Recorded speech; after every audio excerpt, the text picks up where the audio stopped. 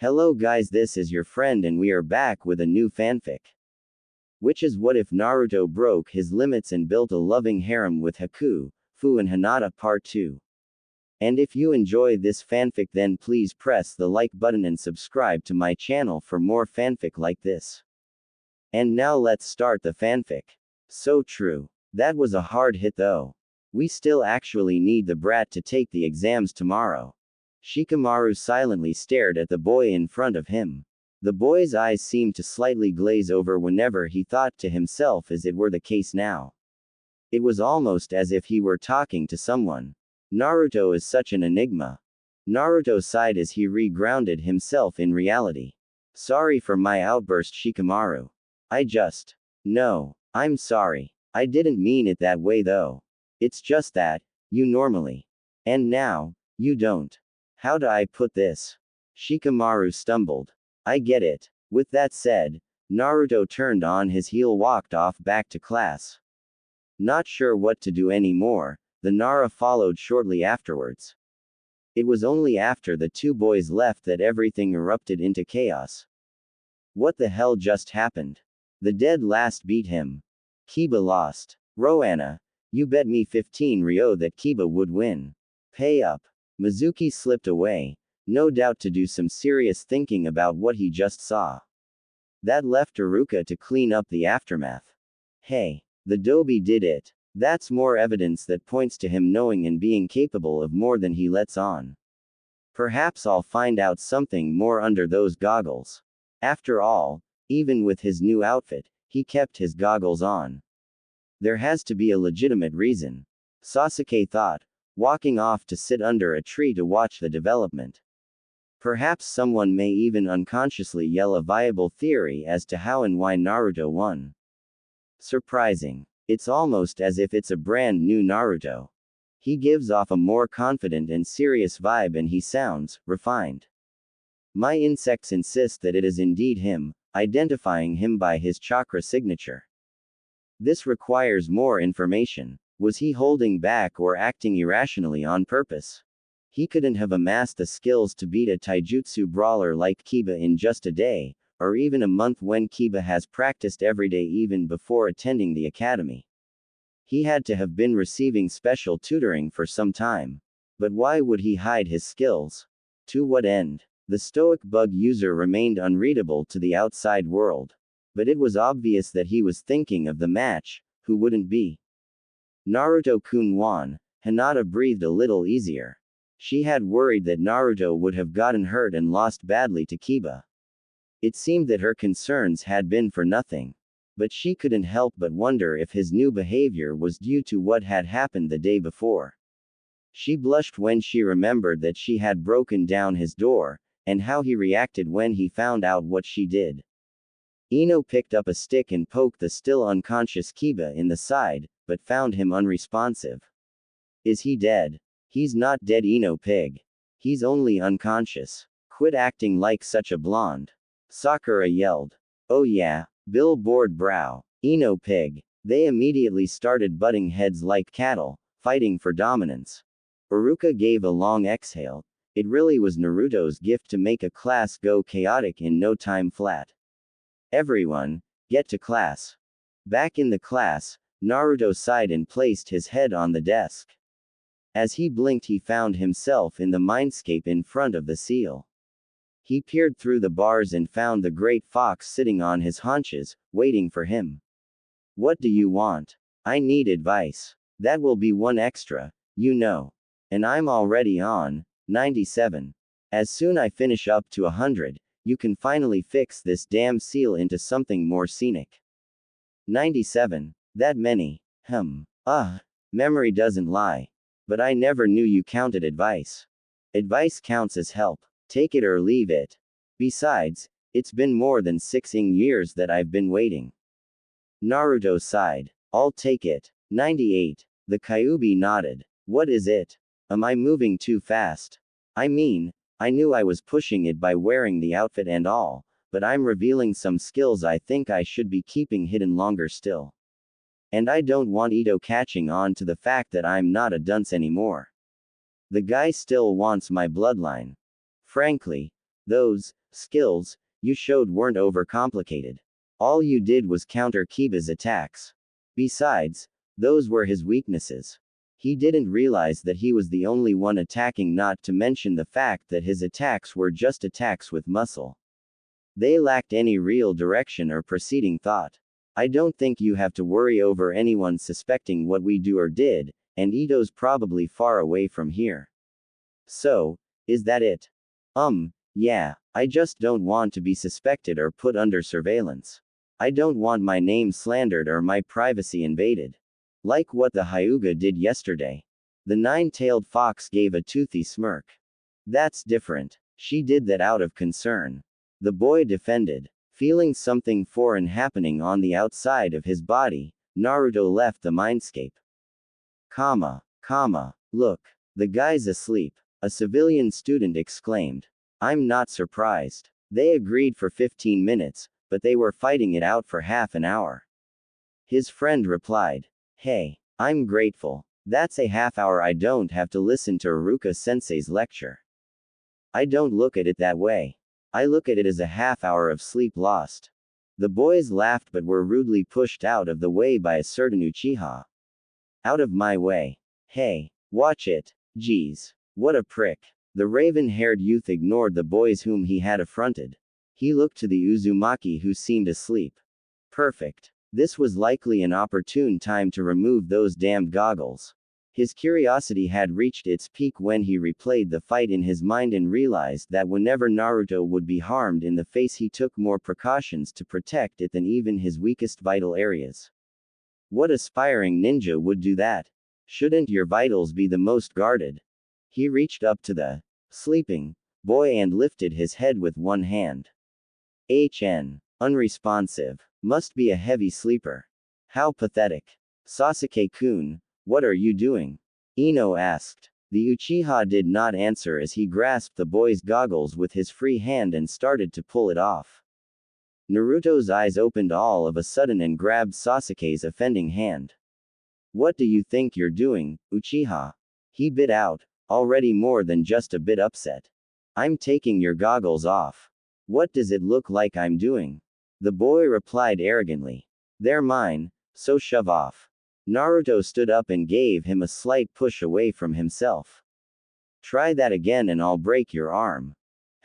He could still be an idiot. I could just ask him. Sasuke thought. Can I look them over? He asked. No. Sentimental value. The Uchiha said something he never thought he'd say. Please. He strained. Sorry. No. Naruto was shocked to hear the Uchiha showing courtesy. Perhaps there was hope for him after all. Naruto baka. Just give Sasuke-kun the stupid goggles. Sakura yelled at the blonde-haired boy and attempted to punch him in the head. He perceived the attack and in the time it took to connect, he debated on whether or not to let her him. After hesitating, he allowed her to, and it struck in the same spot where she always battered him in the past. Regardless, he didn't flinch, and his head didn't budge. She was surprised at the circumstance that he didn't cry out or keel like he usually did, and only stared at her with a countenance of mixed emotions, that being disappointment, anger and, strangely, relief. It hurts, you know, he said quietly. But you don't know anything about me other than my name, but you're always hitting me. I liked you, Sakura. Liked, he repeated, adding emphasis to his usage of past tense, and even if you're not sorry, I am. We were shallow, and both fools. His strange expression soon twisted into a glare, and Sakura, who was still trying to process his message, winced and backed away when she saw it. I'm not anymore, and I hope you change too. Until then, never touch me again. Still not fully able to sort out what he meant, she still managed to understand the threat and retreated from him quickly. Things were quiet for the rest of the day. Quiet and inexplicable. X. What should we work on, Kyubi? The exam's tomorrow. The best thing would be to study. I have that in the bag. All I have to do is to answer a few questions. I even read over everything from Hinata's notes. She's really nice. She stutters a lot around me though, but not as much around everyone else. I wonder why that is. The nine-tailed fox took a deep breath as he tried to get over the fact that his container was still far too oblivious to some things for his own good. It's just the first day. But if every day is gonna be like this, I'm going to regret not telling him today. I don't have a clue, he answered. So studying is out. Taijutsu is doing alright. That leaves Bukijutsu and Ninjutsu. My Bukijutsu needs work. I'll work on that. I'm not sure if I can throw a kunai properly, even though I remember. 99. What? No, it's not. You asked me for what I thought. Which is my opinion, which is guidance, which is advice, which is help. Therefore, it's now at 99. Naruto growled in frustration. Fine. I didn't know I was that helpless. He grabbed up his shuriken and kunai holsters before looking over the abandoned training ground he was in. Spying a training post, he approached it and set it upright and checked it. Seems to be in good condition, he muttered to himself. He backpedaled away what he guessed was 30 yards away from it and towed a line in the dirt. I've never made it accurately from this distance. I usually miss by a couple of inches at least, and that was before you put the seal on me, he remarked out loud to the Kyuubi as much as did to himself. Just try it. Every time you miss, you have to cut yourself. What? Cut yourself? The Kyuubi said slowly, almost as if it were a threat. I would try my utmost best so as to avoid maiming myself. Interesting, Naruto said in mock appreciation. No. Do it or I'll give you horrible nightmares. Naruto scoffed. Like what? Make you dream of kissing the Sandaime Hokage, for starters. Or make you relive the Anbu feeding you vegetables. What the? You're sick. Get to it. It was extremely difficult, if not nigh impossible to affect his dreams. But his container didn't need to know that. Motivation was needed. Naruto hurriedly got out his weapons, 3 kunai and 7 shuriken. The boy stared at the bull's eye intently. Alright. Just don't miss. He threw the first kunai. He watched it sail through the air to the target. And hit dead center. That's pretty damn good. Do that another 10 times, then I may be impressed. You'll also get to keep your flesh in one piece, too. Naruto gulped. His physical health, or mental one, was on the line. He readied his second kunai and threw again. It struck in the center as well, and it shocked him. To even throw 2 in a row accurately at 30 yards was rare for him. Suddenly he started thinking, I wonder if this has something to do with focus. The Kyuubi had caught the thought and momentarily thought the same thing. Perhaps. Boy, focus on the bull's eye and throw 3 shuriken from each hand at the same time. I won't punish you if you miss. That should be a Chunin level type of thing, right? What? I can't do that. My aim is atrocious already. Do it, or I'll change my mind about the punishment. The lad readied his shuriken. He focused on the bullseye only just like before, exhaled and then threw the shuriken, with his hand following through with the throw.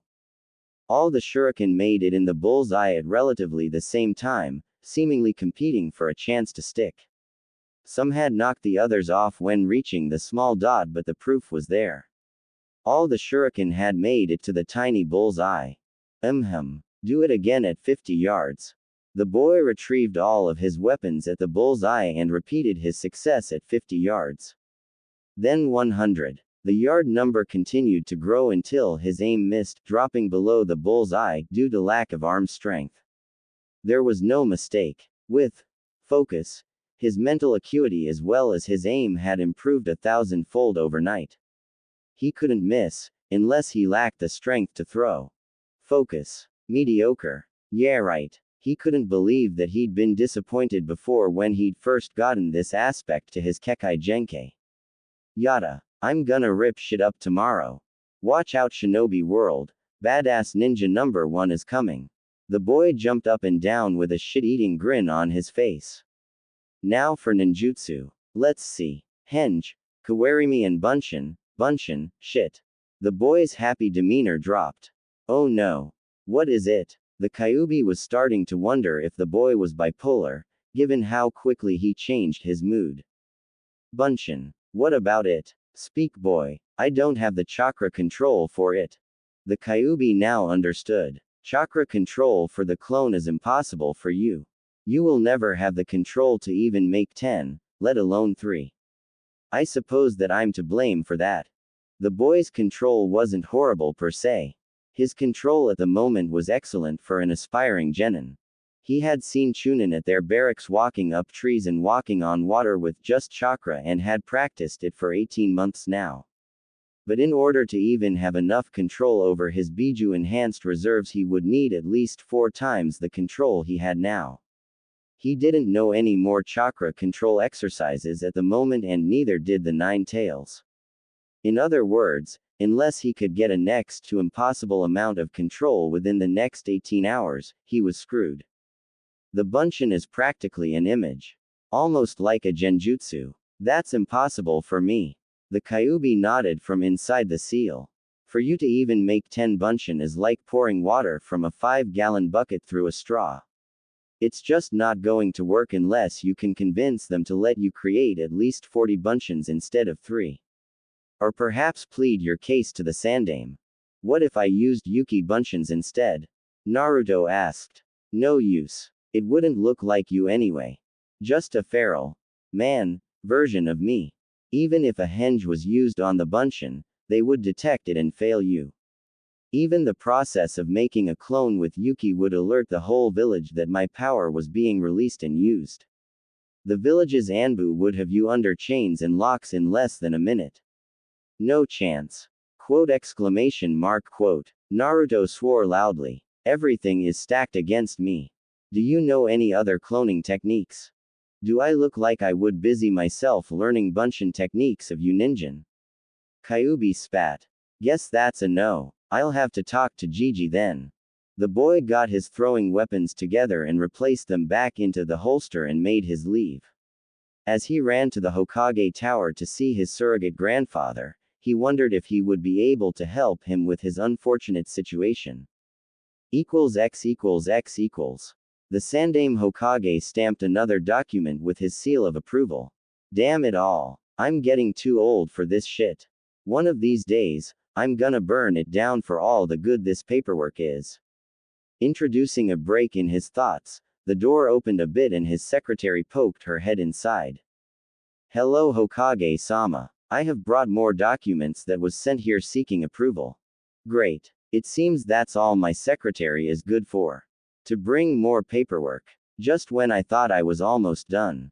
His secretary finished pushing the door open with her rear and turned around, revealing a double armful of folders of paperwork. She placed them on his desk and made her remark. Also, Hokage-sama, Uzumaki is also here to see you. Uzumaki. You can send him in. Right away, Hokage-sama. She made her way outside and told the boy outside to go in. Soon enough he did. Hi-ya Gigi. The boy said boisterously, I need a favor. The Hokage stared at the individual in front of him, trying to figure out if he was getting cataracts or if he was really seeing the Uzumaki. Gigi. Hiruzen cleared his throat. Yes. Hello Naruto-kun. I must say, your new look is a vast improvement. Congratulations. What inspired the change? The boy faltered a little before composing himself. I just decided that I was unprepared for the ninja world before. And you are now? Hiruzen asked curiously. He tried to think of a safe response. Well, I guess I'm less unprepared. So what is it that you need, Naruto-kun? Hiruzen asked, puffing on his pipe. Normally, Naruto would come to get his allowance from him, or hide from Anbu he pranked. The latter wouldn't work anyway. But he had to concede the truth. If Naruto used his allowance to buy his new gear, it was money well spent. It's about the exams tomorrow. What about them? I can't do the Bunshin no Jutsu, Gigi. How so? Are they not battle viable, or that you can't make number necessary? He knew the actual problem. He was actually testing Naruto's knowledge of his handicap. I don't have the necessary chakra control to make only a few. I have to make dozens. If I don't, the jutsu will be far from sufficiently successful, Naruto explained. Basically, those academy teachers want something that I can't give. Sarutobi studied the whiskered boy in front of him. His vocabulary has improved, as well as his knowledge of his drawbacks. He's also more settled and refined, somewhat. He's matured, but when? Is it due to his childhood abuse that sped it up? But I saw him last week and he was still behaving like a cheeky brat. Something happened between now and then. Perhaps the stress of the genin exams had caused it. But he's normally too headstrong to ask for help. I wonder. I'm sorry, Naruto. There are no known control exercises that could help, at least, none that can work overnight, not to mention that there's a reason why Junin don't perform that particular jutsu. I acknowledge that it's very difficult on their high chakra reserves, as well as being next to useless in battle, being only illusions that cast no shadow of their own. Then why are we learning it? Naruto asked, frustrated. It's because it's a genin level technique. They are considered that because if you cannot perform them at that level then you are not considered worthy of being a ninja. However, after enough progress, genin will pick up higher level clones from their Junin instructors like elemental bunshins. By the time you reach Junin, you pick up the shadow clone jutsu. Those have a lot of potential. But it is a forbidden jutsu, severely taxing on chakra reserves. The jutsu splits up your chakra evenly among the clones, so the more you create the more dangerous it is, as if you create 10 or a dozen, your reserves will be reduced to a tenth or a twelfth of its original capacity. A true double-edged sword.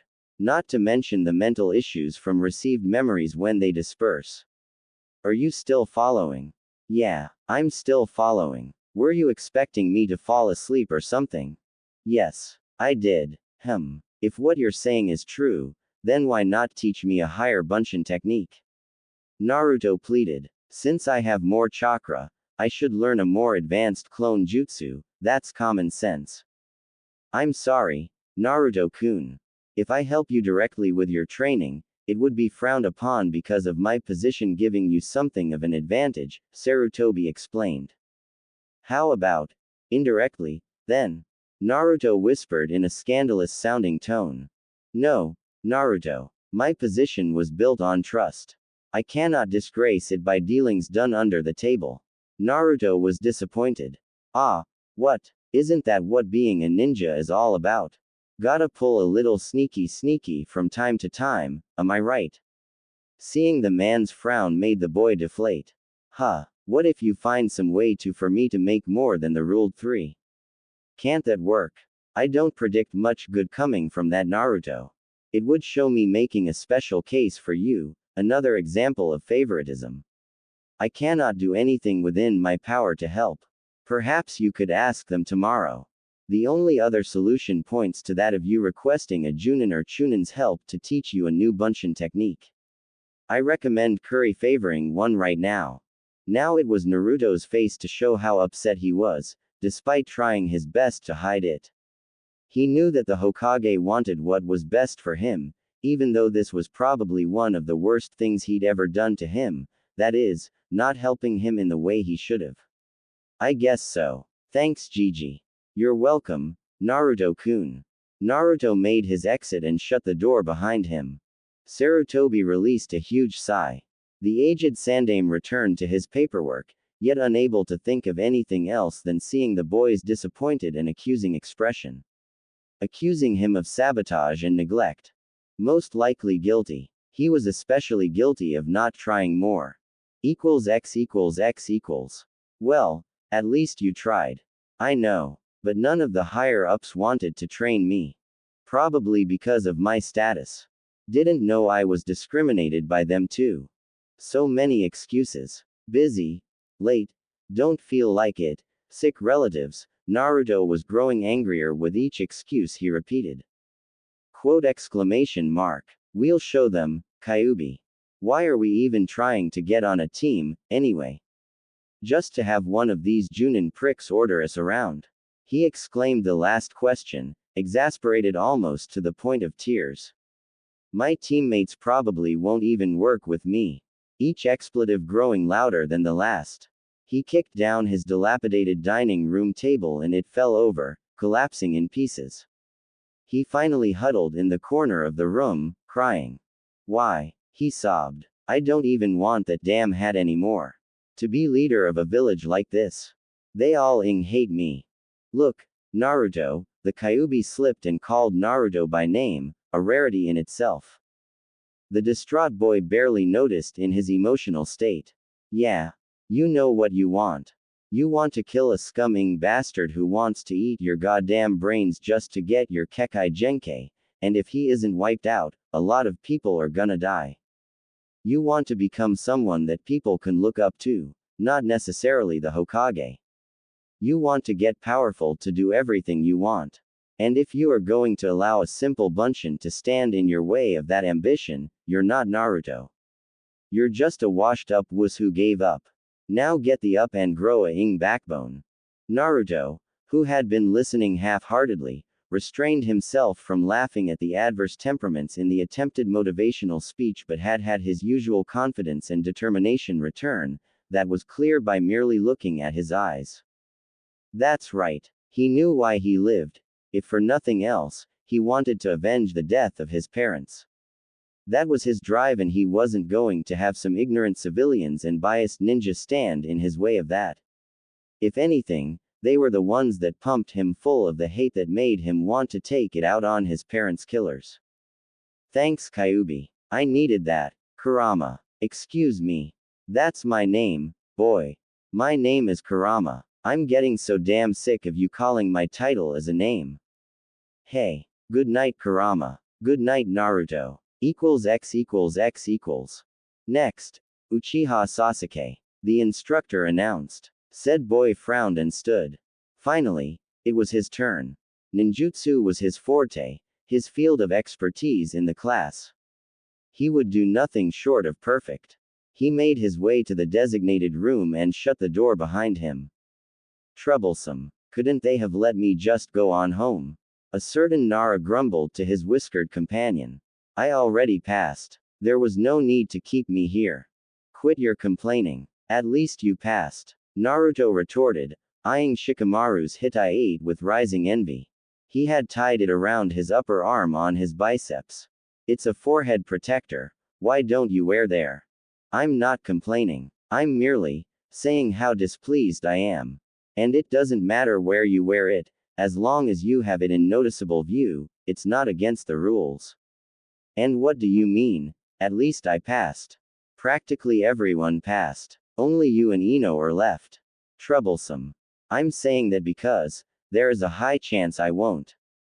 You seemed confident doing the written exam, which is unusual for you I might add, aced taijutsu with Sasuke and Kiba. All that's left is ninjutsu, and that's a breeze. Even I didn't complain doing that. Fortune smiles on the lazy, Naruto bemoaned. The door opened again to reveal a raven-haired youth sporting his Hitai on his forehead. He smirked and reclaimed his seat. Almost as soon as he did, fangirls surrounded him. It only served to make him drop the smirk for a look of slight exasperation. Next, Uzumaki Naruto. Naruto heaved himself up and steeled himself. He went inside to see both Mizuki and Iruka sitting behind a desk, with a box with a few headbands in it. So close. Okay. Naruto. Please begin. Perform a henge. Anyone special? Naruto asked Iruka. Do anyone? Naruto placed his hand in a ram hand seal. Henge. He was surrounded by a thin layer of smoke. The smoke soon cleared to reveal a perfect version of Iruka. Naruto. Pay attention. Naruto shouted in his impersonation. Excellent. The yell was comical and unnecessary though. Iruka was displeased. Now to perform a kawarimi. Are you ready? Hi sensei. Iruka threw a Senbon needle at Naruto's foot and he instantly substituted for a chair. Very good. Naruto returned back to his place and waited for the words he didn't want to hear. Now, perform the Bunshin no Jutsu, 3 of them please. And yet so far, Iruka sensei, can I do more than 3? Mizuki spoke up for the first time. No you can't, Naruto. 3's the number set by the Academy's board. I see. So it's non-negotiable. No Naruto, they're not. Those are the rules. Prepared to fail, Naruto set his face in a grim expression. To Iruka, it was as if it were chiseled out of granite. Outside, 15 minutes later, Naruto watched the students jostle around with their parents. All were happy except for him. He could hear small exclamations of parents who claimed to be proud of their children who had passed their genin exam. Yeah, let them celebrate. They're gonna die out there in the real world. A ninja is just a guy who kills for money. That's what it boils down to. I don't think I would have been happy either way if I had passed. It's just a means to an end. But in order to be able to carry out my purposes, I need to become a ninja. I won't get to learn any more, and I can't get stronger. True. Hey, the Dobie didn't pass. What an idiot. Kiba shouted. He still kicked your yesterday, Kiba. I'm out 15 Ryo because you lost. Shut up, Roanna. I underestimated him. Naruto ignored him. If Kiba was trying to get a rise out of him, he was going to be disappointed. He wasn't going to start up any shenanigans, but if Kiba wanted to, he was going to put a stop to it. Hey, dead last. Can't make a simple bunshin. You're such an idiot. Kiba taunted. No answer. Don't you hear me talking to you, dumbass? Still no answer. Kiba stomped up to Naruto and grabbed Naruto's shoulder. The Uzumaki took a deliberate deep breath in an effort to calm himself and failed. He'd had a very trying day. Take your hand off of my shoulder, Kiba. Naruto growled. He knew that it wasn't really Kiba's fault why he was acting like this. He was probably only feeling hyped up because he passed the exam and Naruto didn't, and he took it as a sign that he was actually better than Naruto at taijutsu and was aching for a rematch without any consideration for the means. Oh yeah, what are you going to do about it, dead last? Naruto grabbed the handle in his short holster. He was about to pull out the yet-to-be-discovered weapon out of it when he heard Mizuki's voice. Oi, Naruto, I want to have a word with you. He yelled, walking up to said boy. Inuzuka, go on home. I can still renounce your ninja status, you know. It's still early. Huh? The boy asked to clarify. He means it's not too late to take back your headband from you, mongrel, Naruto scoffed. What was that? Kiba yelled. Enough. Mizuki ordered. Kiba, leave. Kiba grudgingly let Naruto's shoulder go and left with his friends. He glanced back at Naruto with hate in his eyes as if to say, this isn't over. Naruto had a bored look in his eyes that spoke volumes of indifference. He turned his attention back to his teacher. What is it, Mizuki-sensei? Mizuki grinned. There is a way to still become a genin. A secondary exam, if you want to call it that. X equals X equals. Naruto landed on the branch neatly and leapt off to another in a ninja dash through the trees. He was doing rather well, he supposed. The better his time, the more time he had to read over the scroll. The Kyuubi caught the thought. You, of course, know that this is a trap. I know, but I'm sure you know why I went through with this. Hi, if you get caught, just blame it on the teacher and childish ignorance. Kurama, with my abilities, I can just read over the scroll and understand everything. With my memory, I'll remember everything, training myself for a long time. Nothing will go wrong. The Kyuubi did not answer. Nothing was going right. You just had to laugh at him, didn't you? It was funny. You are the nine-tailed fox. He yells at me. I mean, I know about you for what, 4 or 5 years now. What did he expect me to do? Keel over in shock and cry. And he accused me of being you. Naruto had to cover his mouth to keep from laughing out loud. Probably. But he is about to kill Iruka. You should do something though. Which technique have you learned already? I learned the shadow clone jutsu, elemental clones and exploding clones. Wait a minute. Naruto grew a huge grin that threatened to split his face in two. Bunshin Daibakua. I worry if you are still sane. Shut up, Mizuki Tem. He's not like that. Yumino yelled, panting for breath. I'm gonna put you out of your misery, Iruka. You're only leading a pathetic existence, being a teacher to brats. Lord Orochimaru was right. This village is waste of land space. It ought to be destroyed, with the way paved for something more glorious. Naruto peeked from around the tree. Mizuki stood with a Fuma shuriken over Iruka, who was struggling to even get to his knees. It did not look like an ideal situation for Iruka. That's it. I'm intervening. Naruto grabbed the handle of his tanto. Don't kill Mizuki. It seems that he might have information on Orochimaru. The Nine Tails warned. This is going to be a whole lot harder if I'm not going for a killing blow. How am I supposed to beat a Chunin? Naruto grabbed his mystery holster. Just do it. If I think you're going to lose, I'll help you by using the feral state. Naruto created a cage bunshin next to him and told it to henge into the Hokage. Go flank around, he whispered. The clone left to do as it were told as Naruto jumped out of the tree to land before the Chunin.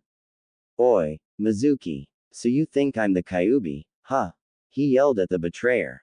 What? You should have just run away, brat. He yelled back, momentarily stopped in his process of disposing of Iruka. If you really think I'm the nine-tailed fox demon, shouldn't you be running away? Oi, Kurama. I need some help with killing intent.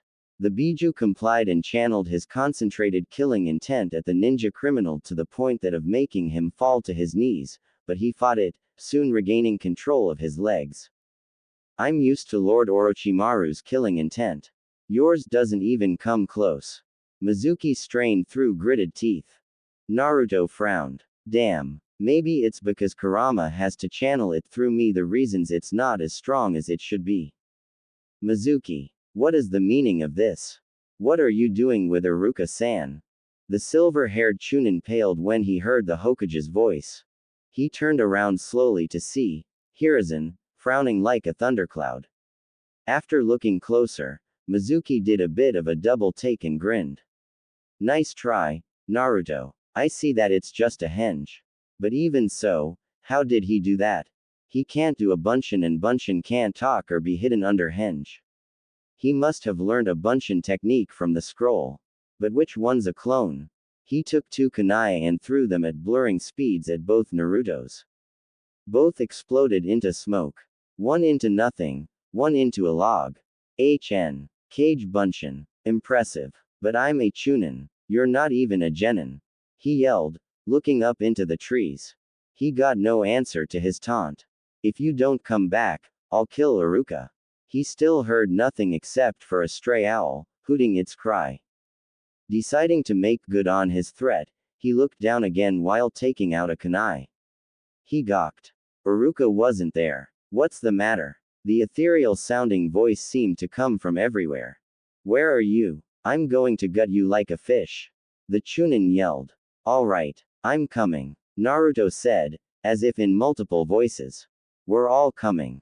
Before Mizuki could react to the fact that Naruto referred to himself in plural third person, 50 clones came into the clearing. As if on cue, they all grasped the secondary weapons on their waists. They all withdrew the handles at the same time and swiped it down rapidly, the weapon extending itself into a telescoping baton. They all assumed Naruto's taijutsu stance as they readied themselves. Mizuki was feeling overwhelmed, but he didn't let it show. Get him. The clones charged the traitor, bomb rushing him. Mizuki took out a kunai in each hand and prepared to defend himself. He swiped at the closest clone and he puffed away into smoke. Seeing a clone about to strike him in the face, he dropped to his knees, letting the clone strike another of his brethren. He threw one of his kunai at a very suspicious-looking clone that seemed inactive, smirking in satisfaction when he saw it bleed. All the clones dispelled. I knew you were the one. You didn't try to fight like everyone else. Mizuki walked up to the collapsed boy who was holding his chest. Mizuki readied his last kunai and chucked it at Naruto's throat, grinning in satisfaction when he saw the boy begin to bleed out. There was momentary pause before Naruto seemed to lose color in every fiber of his being before he fell apart into water. Water bunshin. Immediately following, An Iowa clone dropped out of the trees onto the baffled Chunin with only his knees onto Mizuki's shoulders and then dispersing into rocks, further injuring the man. With the silver-haired man crying out in pain, yet another voice sounded from behind him. Futon. Datapa. Wind release. Great breakthrough, a massive and powerful wind from a clone blew the man away towards the real boy. He couldn't stop his motion when he saw the Uzumaki take out his baton and tightened his grip on it. No. Mizuki realized what was about to happen. Naruto sidestepped and clocked the silver-haired man with the baton with a devastating clothesline move, shattering his jaw. Mizuki's legs flew forward in front of him and the man landed on his back, out cold. Naruto sighed. It was finally finished. He created some cage bunshin that each carried the man by a limb.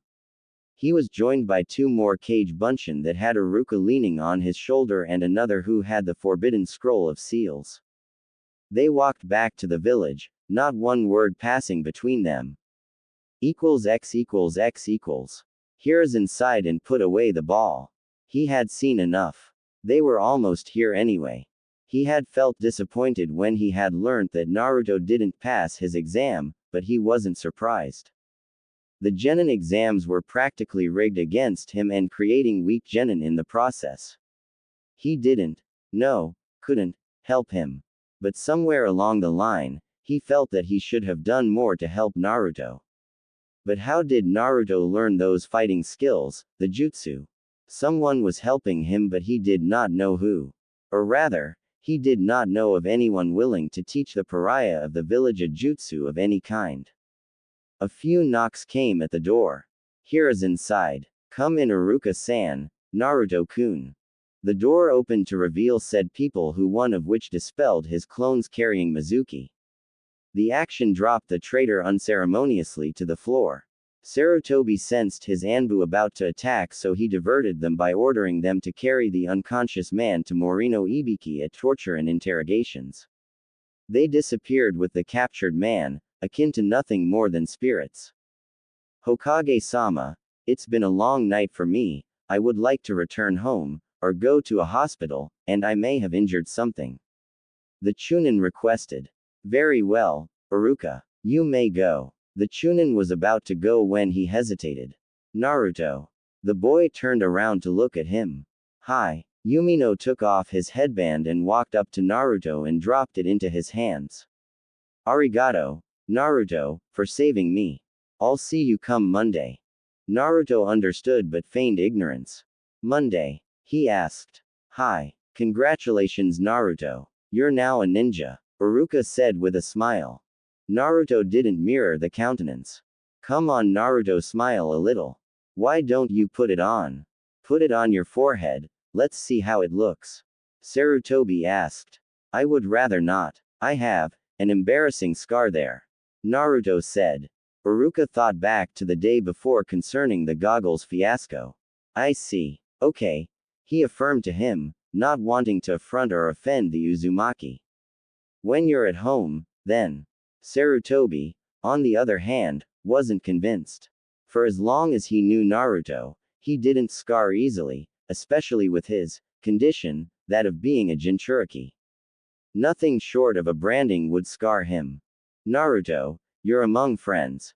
Please try it on. Aren't you excited? You're a step closer to being Hokage. I would rather not, Hokage-sama. Naruto glared.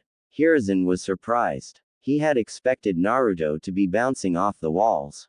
But he was practically behaving like a branch Hyuga, firm, glaring, hiding his forehead and all that. However, he didn't press the issue. That's fine Naruto. I will respect your privacy. Naruto nodded. May I leave as well? It's been ups and downs all day today, and I'm exhausted. Sarutobi frowned. There's that attitude again. That would serve everyone well, Naruto. You may come in tomorrow at 10 am to report what happened. Naruto gave a slow nod. Alright, Hokage-sama. Tomorrow. Naruto left and shut the door behind him. As he left, Kurama shrugged inside the seal. So you're a ninja now, huh? I thought you would be doing cartwheels right now. Not now, Kurama. I just want to sleep. And so he did, without even realizing he was being watched. Like a shadow, Ito followed him for a bit longer, before disappearing like the non-existent ghost he tended to be. Hiruzen Sarutobi sighed. He had completed hearing the story from both Naruto and Iruka's point of view an hour ago, and considering how he had been watching the whole development using his crystal ball technique, he knew that they did not omit any details.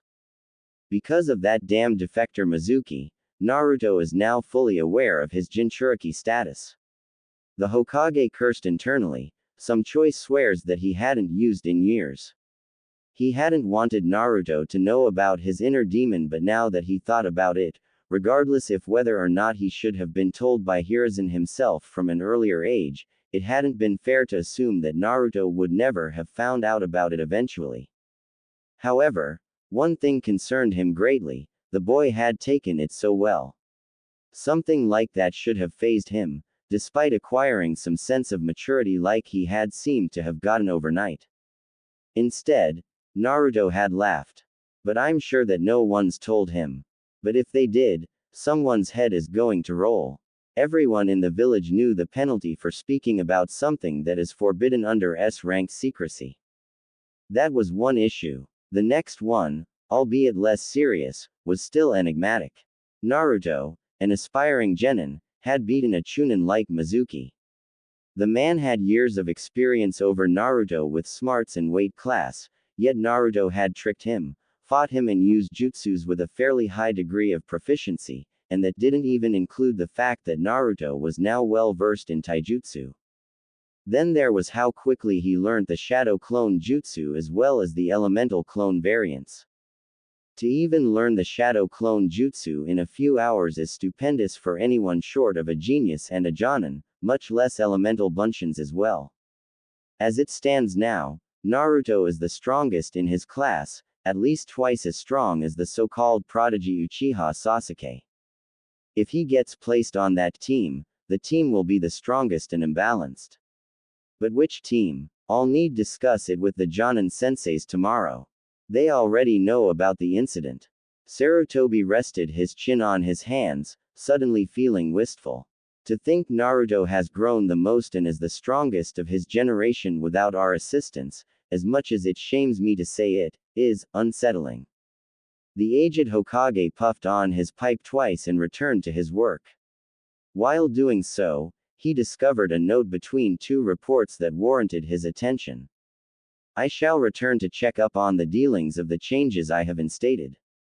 I will also need to speak to Hyuga Hiyashi while in your presence. I hope I receive a better reception than what I received all those years ago. I shall be there at 9 p.m. tonight. The man grimaced. Oh, it's the man who saved Hinata and wanted favors from us. Ah, it's going to be a long night.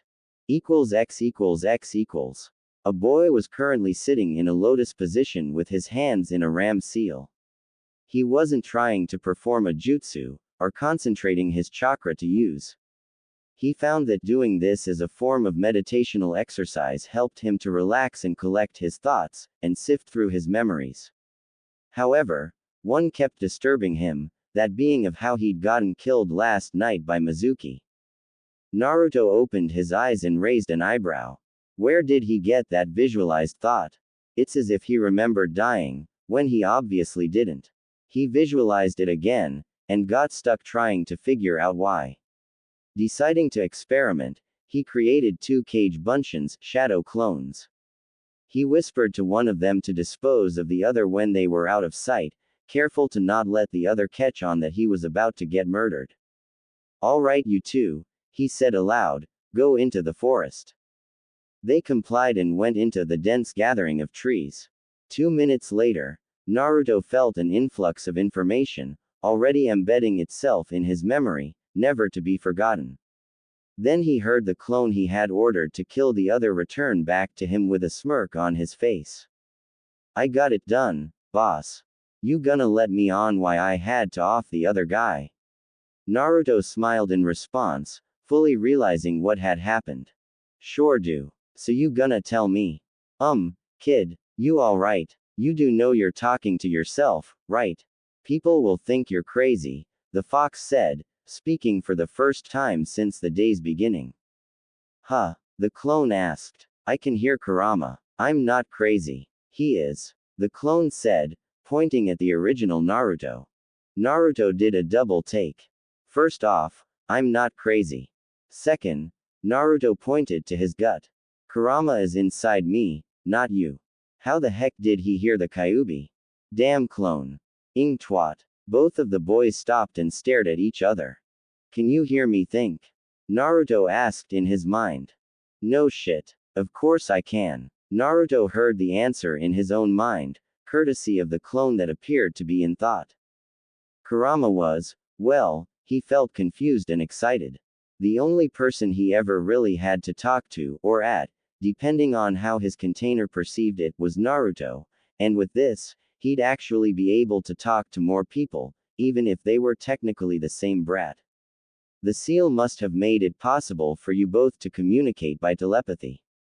Like a connection. But why did you make him kill the other one? Kurama asked. I remember getting stabbed in the back by a kunai because of this clone here. Naruto thought with a sweat drop. The clone only smirked in response. You know, I had considered bashing his head in with a rock. Naruto looked at the clone in mild horror. Sometimes I scare myself. I heard that. The clone retorted. Kurama sighed. He had no doubt that on the outside, his container must have looked like he was in a staring contest with himself and that he really was suffering from some kind of neurosis. He cleared his throat to get Naruto to become more aware of what he was doing, and Naruto sighed while dispelling the clone. Anyway, he thought to Kurama. So these clones pass on memories when they disperse. This has loads of benefits, like for scouting things out, and going into hazardous situations when and where I can't risk myself going into. Think about it. The cog wheels in Naruto's head started grinding. I could be my own team. Not a registered team, but one I have in case my so-called future teammates let me down. This must be an answer to my prayers. A team that you could rely on, one that is expendable and able to communicate through literal speech. But a team would need diverse talents. Not everyone exactly the same. So it's not an ideal team. The kitsune replied. A team of people, that is, you, could be skilled, but it'd have a lot of problems with versatility. Just think about it. If they can pass on memories, they might be able to pass on several forms of progress. Or even my elemental clones. Each elemental clone might be able to train affinities until they become strong, and pass them to me upon dispelling. You're the one who helps me to make those clones anyway, since you're the one who knows what the hell chakra is, what kind of yin and yang composes it and can recreate it, you could make the elemental versions of the shadow clones. Sounds viable theoretically. Perhaps I could even use my own Biju chakra and vitality to make the clones longer lasting. Imagine, like you said, you could even have these clones training by using clones themselves. When the important clones dispel, you could gain years upon years of training, all in a month or two. I like it, the boy exclaimed. We won't need the village's mediocre team. We'll do it ourselves. But what will we call ourselves? Wait, do we need to give ourselves a name? He hesitated a bit, before making up his mind. Yeah, we'll name ourselves. The great fox thought for a moment. The idiot and his clones? He asked humorously. No, the boy was not amused. How about the tenacious 13? He asked after a while of thought. Before Kurama could ask why the name, Naruto went on to explain. 13 aspects. Clones with different aspects. Each clone will focus on one of each specialty that comes with being a shinobi. Futon, Kaden, Doden, Suiden, Raiden, Taijutsu, Kenjutsu, Trapping, Medical, Espionage and Assassination, Interrogation and Torture, Scouting and Censoring. The Kyuubi did a quick count. That's 12. It sounded viable, but if Kurama had to be honest with himself, he had to wonder why Naruto didn't mention Fuinjutsu. It was either because it went without saying, or Naruto simply didn't want to pursue it. He himself had an idea as to why the kid was like that, and his assumption was that Naruto might have believed that it helped ruin his life, Fuinjutsu being used by the man who wanted to kill him, Fuinjutsu being used to turn him into a Jinchuriki. Nah, he knew that Naruto didn't hate him. But he did hate everything that came with that effect. And I make lucky number 13. Lucky. You know what I mean. The Kyuubi grinned. The shows that the group is unique. Tenacious means firm and strong, not easily stopped, and 13 is number of the members, and it's dark and foreboding. I like it. Looks like you have an ambition. So what? They're gonna train, or are they supposed to help you kill Ito when you're good and ready? They're gonna help me train, Naruto replied. He got to work, now having a goal to work towards. And when I'm strong enough, I'm gonna put Ito in the in-ground. Fair, fair. Let's get started. We'll have the elemental clones practice your affinity. They might even need to go away to the elemental nations, learning and practice to bring up their affinities. The first thing to do is to create a clone that's durably enough to sustain itself, or at least not disperse when someone hits it. I got a couple of ideas. Since there's obviously a link thing going on between you, me and the clones, maybe they can either pull on my chakra after being made, or you can try to make them while using the tailless state. It was a simple experiment, but was an overall disappointing failure. The clones could try to access Kurama's chakra, wirelessly, as he'd put it, but while there was a switch being fed, there simply wasn't any power to access. On the second aspect of the experiment, Naruto would create his clones while in the feral state, but they were still easily destroyed in one hit. He didn't even have long to put this through trial, as there was always the risk of alarming the whole village that the Kyuubi's chakra was being used. There is still another alternative. You gotta allow me to take over and create a shadow clone with your chakra with my unadulterated chakra as its core. No, don't interrupt me, brat. I know that it'd scare the shit out of everyone in the entire village. We just have to leave the village first and do it at first convenience when alone. Naruto grumbled heatedly in disappointment. Alright, fine. I guess we'll just move on to improve our general training then. I have it all planned out. The taijutsu I use, which I inspired you to create by being passively aggressive. Yeah, you egotistical prick. It relies mainly on dodging, countering and parrying with the tanto, but I'm gonna need one that revolves around me going on the offensive. All I really need is an attacking stance and then extend that into new katas for later. I'll try to design it later. Perhaps it will come to me then. But now, I need to knowledge. Whoa. You bashed the academy for all these years, and now you want to get in on all of that useless book learning. I didn't know how to create cage buncheons back then. He defended hastily while he created 2 clones with excessive chakra. Without even considering the consequences, he told them to read everything, all the while trying to ignore their pitiful faces at not wanting to get saddled with the duty. Just go, goddamn it. After they left, his inner demon suggested that he create another clone to go to the hospital to learn how some medical techniques, and Naruto wholeheartedly agreed. As much as I can't believe it, I read that medic nin are sometimes a lot more important than even the elite jonin or those on the shinobi council. In times of war, battles were won because of how competent the medics of different platoons were. This one is going to need a lot of work. It's also the reason I chose it over genjutsu. Even if I am susceptible to extreme forms of genjutsu, I should be able to release myself from it if my clones channel chakra into my network using their chakra, or killing the caster. Anyway, I can create this clone now to get the basic knowledge now and create a more permanent one later. I assume that clones in the library will read basic medical books and remedies, but I need something higher up the ladder. Kage Bunshin no Jutsu. He created the cross-shaped ram seal and created a clone. Go to the hospital and insist to look in on the operating theater. Ask while in a henge is a Chunin ninja.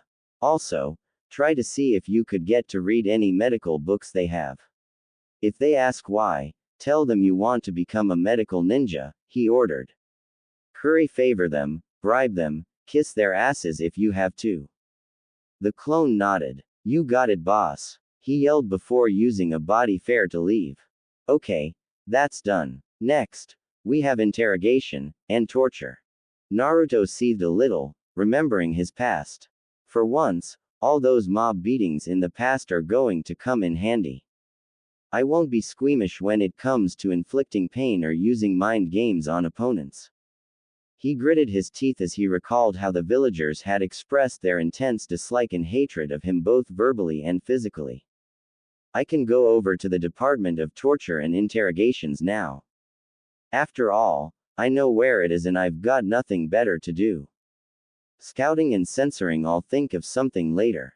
Kurama, I'm going to make this team and I'm going to follow through with it. Even when I get placed on a genin team, at least I'll have a better one watching my own back, even if it's a team comprised entirely of physical manifestations of myself. Naruto smirked. Sounds a bit pathetic, relying solely on myself like that, but we will be the best. Whoever said there was no I in team? Kurama grinned like a feral beast inside his cage. At the library, Shinichi replaced the couple of stray books back onto the shelves. There used to be a whole lot more books left out, back when people only amused themselves with reading. But now people had this, television, and all that technological shit. They had simply no time for reading. What he would give for this whole damn library to burn down so he could let his 70-something-year-old body retire in peace, especially since there wasn't much to be done anyway. He returned to the desk located at the entrance and was about to lay on the futon he had hid behind it when he heard the door push in, no doubt to let in someone. He groaned. Just when I'm about to take a nap, someone just had to come in. He peered over the desk and saw two rather familiar-looking people waiting to sign the check-in book. Huh, Minato? He queried, a bit unsure. His sight was a bit fleeting. He momentarily thought he was seeing doubles. Even more reason to retire. No, they said in unison, as if rehearsed. My name is Naruto. Naruto, huh, name sounds kinda familiar, could be my eyes going, but am I seeing two of you? The clones looked at each other almost in a staring contest of sorts. To the old man, they looked as if they were sharing an unspoken conversation. Which they in fact were. Tell him the truth. No, we should lie. And say what? Identical brothers. Wouldn't work. Let's just go with the truth, tell him we're clones. If he kicks us out, we'll just come back in different henges and work with that. After all, he couldn't even recognize us as clones, he won't recognize us as two different people, anyway. The other one nodded in approval. Okay, let's just roll with it. We're clones. One of them said. Clones. One of the man's eyebrows rose, no doubt doing some thinking. Sounds like something I've heard of before. Then something in his mind said. Minato, is that you, sending your clones to read for you again? The man asked, a bit testily. Is he talking about the fourth? No, sorry old man, he passed on around 13 years ago. Sorry, one of the clones replied, hoping the two weren't too close. He did not want to see an old man in tears, receiving knowledge more than a decade late. No, it's all right. So, someone sent you to read for them, huh? Are you going to stay overnight? The man asked, as if expecting to hear, yes. Hi, Minato did this with me, you know. I'll let you stay in the library for as long as you exist, weeks, if needs be. And all I ask in return is that you help out when I'm unable to. Sounds fair, the old man asked, pleadingly. I don't have an apprentice or assistants to help. Sure, one of them interrupted hastily, eager to please. Whatever it took to stay longer, he believed. We accept. At the hospital, Kuri sighed and fell into her chair at her station in the nurse's office, desperate to have a minute to herself. Her shifts as a fresh nurse at the hospital were the very definition of murder. If she didn't carry more money home at the end of the month, she was going to go home and stay there. Sure, she liked to help people, but right now, nothing was going right. As if it was the devil's way of adding an extra straw to break her back, the air conditioning unit sputtered and suddenly died. She went over to it and fiddled with its dials, but nothing worked. She banged it, pleaded with it, threatened it, but nothing worked. She swore under her breath, just barely audible to keep the head nurse from hearing her profanity. After a while, she gave up and went downstairs. If she couldn't get comfortable indoors, she would simply try sitting out in the small garden at the back, she mused. One's as good as the other. She opened the hospital's front entrance and bumped into a young man who had appeared to have chosen that same moment to enter the hospital as well, and he was so strong that she was knocked onto her backside. Oh Cammy, why me? She was exasperated. Today must have been an off day for her. Oh, sorry, I wasn't paying attention. Sumimasen. He apologized profusely, hoping that he didn't hurt her. No, it's all right, she lied. She hoped he wasn't an important figure, because she did not need any more bullshit to put up with. They both picked themselves up and observed each other for a moment. A chunin. He was nondescript, nothing special going on for him. 5'9", spiky brown hair that framed a round face with a pointed chin. A nurse. She was dressed in the usual nurse's garb. She had straight black hair that fell to her shoulders with lovely teal eyes. The woman currently had her arms folded, which pronounced her already impressive bosom. All in all, even though being civilian-born and in medical nurse's clothes, she was an attractive woman. Naruto's clone had made a mental effort to keep himself from blushing. Excuse me, I am hoping this isn't a bad time, but I would like to know where to go so I can learn some medical techniques. I would. Sorry, can't help you. I'm not really up there on the medical staff ladder, and besides, no one even has the time to scratch their own heads, let alone teach someone. I don't think any of us can help you. The young chunin was crestfallen but brightened a little after some thinking. Maybe you could put in a good word for me to someone who could help me then. Or I could assist you in something or other so you could have some time to help me. I really don't want to become cannon fodder, he said pathetically, hoping to excite her sympathy. She, at the very least, did look like she was considering his offer. I could use his help. Tell you what, if you can fix an AC unit upstairs, I'll make some time for you, she replied in a careless tone. Perhaps some conditioned air would stop her from being all bothered. Just to fix it. Fair. All right, get me the manual and I'll fix it. By the way, what's your name? Curry. And yours? He gave it some thought. Naruto. That's a weird name, but if your mama liked it, then who am I to judge? Follow me, Naruto-san. =x=x=. The stoic Hyuga had settled himself behind his desk to continue his paperwork concerning the clan. His daughter had finally left him to go train with her sister. So she broke it down. I never once thought that her feelings for the young Uzumaki would even break her shy personality, even if it was only for an isolated incident, one-time thing. She broke his door in her concern for him. Perhaps she is enamored with him. Regardless, all we may owe him is the replacement of the door. Nothing else. Hiyashi began sorting through his documents. The in and out boxes were rather messy.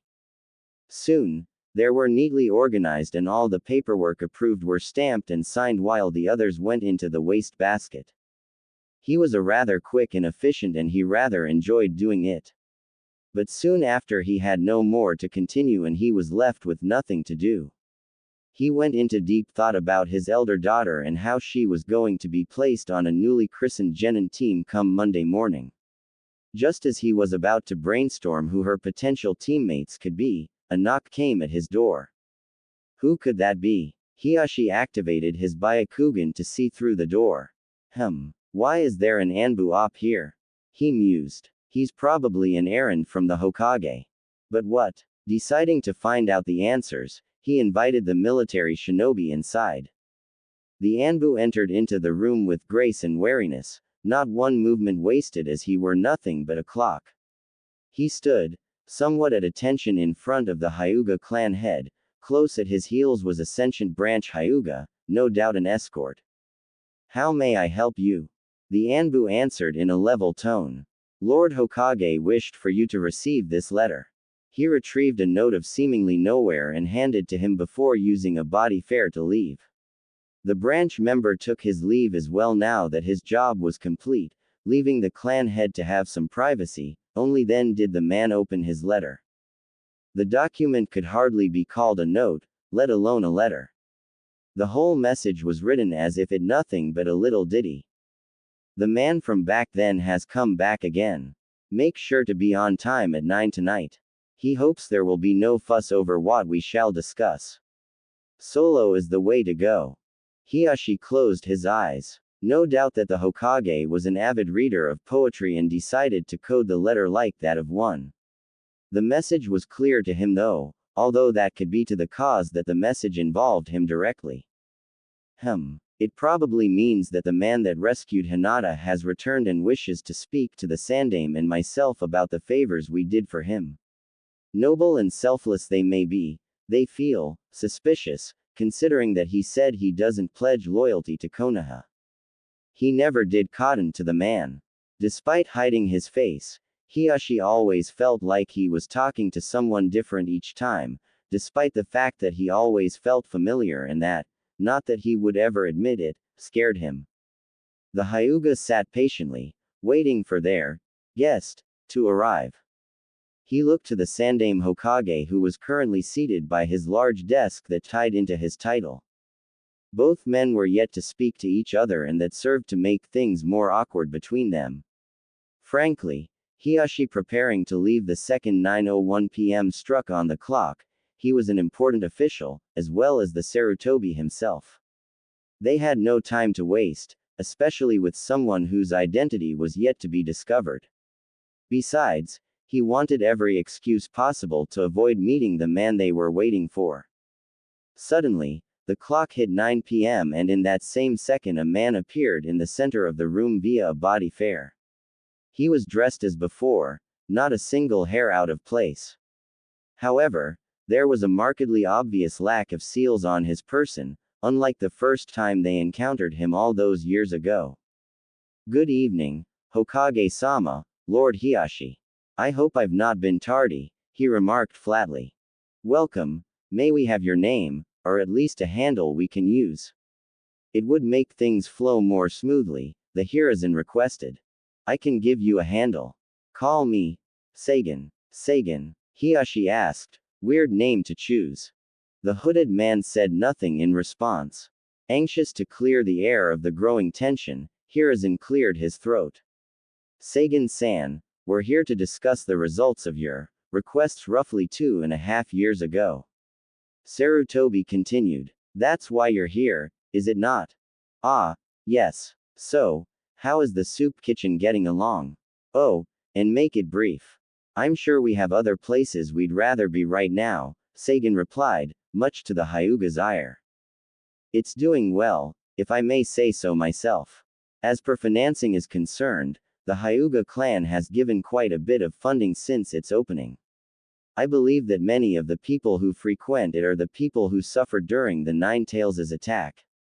Some of them are even willing to injure themselves to sleep there in a warm bed that the side house provides. His hand lifted and disappeared to stroke his hidden chin in thought. Is it possible for the Hyuga to fund a little more for expanding just a bit more? I am sure that Lord Hiashi can dig just a little deeper. Maybe about 50 futons next to and around each other would do the job efficiently. The futons could simply be put away in the day, Sagan suggested. This is going a bit too far, Sagan-san. We Hyuga don't have an unlimited amount of money in our treasury. If we have much more of this, so-called charitable funding, Hiashi said in disgust, we'd have to forfeit our emergency fund which was set aside for our own survival or anything that warrants an emergency of similar dire straits. It was times and foolishness like this that made the man more emotional than not. Do you think we have bottomless pockets? No, the guest said testily as if he was preparing for a fight with the man, you're right. Perhaps if you were to look out the window and activate your Byakugan, you would see that there are people who are far needier than you are. You seem to have on expensive new robes. Perchance if you went hungry for a few days you would realize how superfluous that your extravagant worldly possessions are. These people have no clothes, no food, no warm beds. We see them every day, and yet we try to ignore their situation. So you are hesitant. Perhaps if you were to have lost more than just your first heiress Lady Hinata, you would have been giving a lot more in gratitude. I suppose it can't be helped. Hiyashi seemed regretful all of a sudden. He didn't mean to say what the man was interpreting. Are you implying that I don't care for my own village or its denizens? I do, but you're not even a resident, and if you care that much for the leaf, I don't see you rearing up to lift a hand to help it yourself. Fair accusation. I'll release you from any debt you owe me, since you feel that you've done enough. I will give you a new proposition. I will do the Hyuga clan one service, a mission if you will, into any situation, no matter how underhanded, futile or suicidal it may be, but only if you're willing to invest more into what should have been your civil duty, Sagan spat. Do we have accordance? How can I be sure you will get the job done if I go through with this? The clan head was skeptical, not missing the man's disgust. As much as I dislike boasting, I am very confident in my skills, and you know that I've faced off against the ambassador from Kumo and your Anbu without an ounce of effort. Then there's my durability, chakra capacity and, something else. I cannot reveal any more. You get the idea. I am still doubtful. You should still be ashamed, having to be bought to help the less fortunate. I merely used the incident all those years ago to help both of you to have some humanitarian ideals, if not for the benefit of all, then even for the benefit for one person, isn't that enough? And yet, you refuse my offer. His rebuke was stinging. I suppose that's true, Hiyashi admitted to himself. He'd never really taken the riff-raff of the village into regard before. It was also pleasing to see Hitomi happy with his charitable actions, be it willing or not. Even more so, she had been taking her own action, and what was worse was that if it should be that he didn't accept Sagan's offer now, she'd drain his private accounts to continue. Besides, not all of his own likely future dirty work had to risk a Hyuga. I accept, Sagan-san. Hope you don't regret it. In response, the enigmatic man reached into his coat and retrieved a sheet of paper with a seal on it. This is a summoning seal. Simply lay it on the ground and focus your chakra into it. I will appear in a matter of seconds. He then gave it to the emotionless Hyuga, who put it away carefully. The Hokage looked on at the development with an approving nod. So you're familiar with Fuinjutsu. I like to dabble in everything. Moving on. What of the orphanage? The orphanage, it's doing well at the moment. It has roughly 50 children at present. It doesn't seem to be growing. That's actually a good thing. Having fewer orphans, that is. It was usually higher, Sagan stated, sounding relieved, showing true emotion in his tone for the first time. I remember that its conception attracted all of its present occupants within only a few days. The Sarutobi clan has made it per your instructions and it has helped to keep such children off the streets. The Hokage smiled. I have visited the children myself, but I have not told them that it was you who wanted it built. If I told them you were, and that you were here. Perhaps another time, one with more convenience and less risks, Sagan interrupted. But the orphanage is starting to dilapidate a little. It's nothing my clan cannot assist with, of course. It would serve me well to continue funding the orphanage, nothing's wrong. But your concern for the orphans had demonstrated how little my concern had been for the village's future generation was. So you have concern for them now? Sagan asked in a weird tone, one that suggested that he knew and believed differently. All of them. You haven't neglected any. Sagan gave him one of the seals as well. I'm sure that you will most certainly use that in the near future, knowing the extensive variety of missions all ninja take. I think you should have one, just think so. The Hokage took it from him carefully and mused over it. Perhaps I'll get Jiraiya to look it over. Just think so, he thought ironically. It was for the fact that the man reminded him a lot of Ito, although he was reputedly wandering around the border of Suna right now. Ito was something of Fuinjutsu expert, and if this was his, then he was basically leaving his identification card behind. If not, then he just happened to land a strong ninja in his back pocket. Win-win either way. Sagan made a show of stretching. Well, I'll be making my leave. Hiyashi-sama. Hi, the man answered. Don't waste it. And so the final word was said. Sagan left in a vermilion red body fare, and made sure to leave no trail. X equals X equals. So yeah, you did me a solid, Kurama. 100 favors. How do you like the scenery in there now? Kurama sat down in the new mindscape. The general outlook had changed from bleary to cheery. Instead, the leaking pipes that had intercrossed a dark flooded sewer had been substituted for a grassy plain with a rather large tree in the middle that was big enough to shelter under, even if there were two of him. There was enough light, but it carried no heat. Very comfortable. I like it. I like it, especially knowing that I earned it by doing those favors for 6 years. I know that it's Ito's rule and motto, but we both know that it's the truth. Nothing comes for free. So thanks much.